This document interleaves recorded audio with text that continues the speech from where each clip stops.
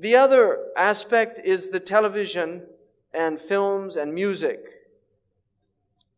One of the interesting things about Islam is the tension that the ulama had with music.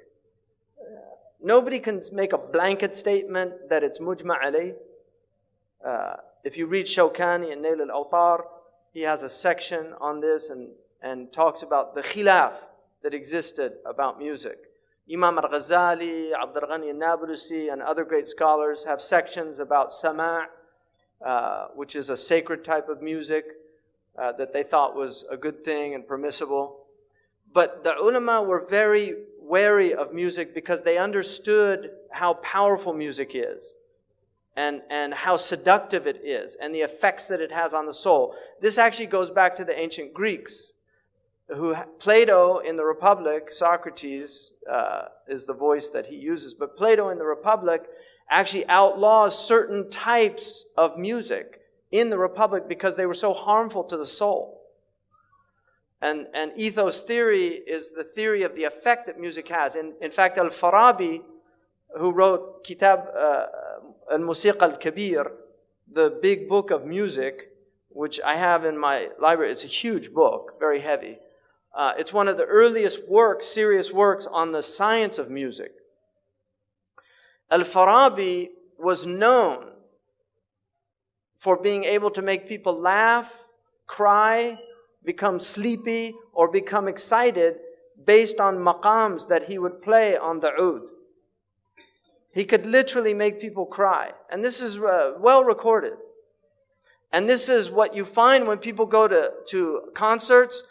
They get very agitated. They have to move. They don't know why, but they have to move. They can't stop moving because the music is having an effect on them.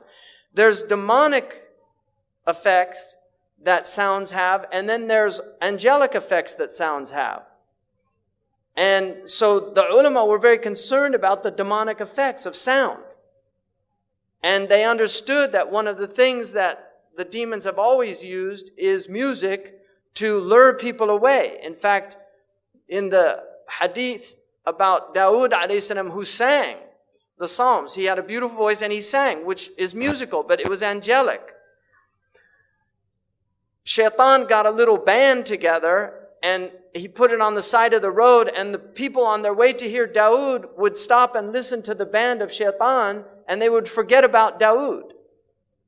And so this was the tension that the ulama had, and it's very important that that tension exists because nobody can make a blanket statement that music is entirely haram, and nobody can make a blanket statement that it's halal. And so that tension is there so that Muslims never go too far into that thing.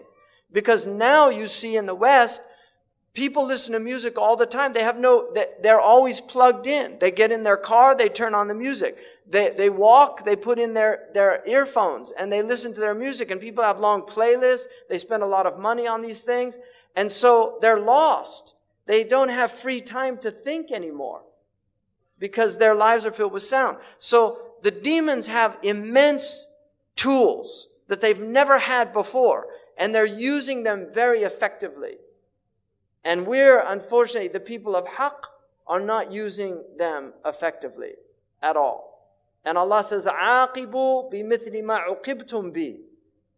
Fight with the tools that you're being fought with.